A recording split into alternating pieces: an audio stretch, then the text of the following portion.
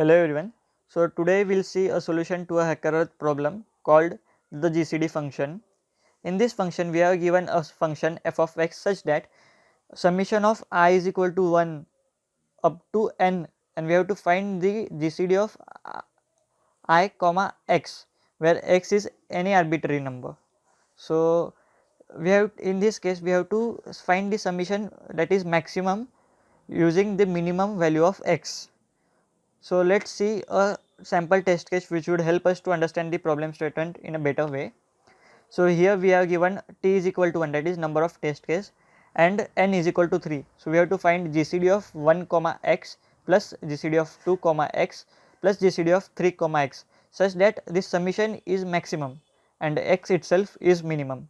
So in this case if we take x is equal to 6, then we get the GCD of 6 comma 1, that is 1, GCD of 6 comma 2, that is 2, and GCD of 6 comma 3, that is 3. So summation is 6 and the number itself is 6. There is no other number which is less than 6 and which would yield a summation more than 6. So let us see a Python based solution to this problem statement.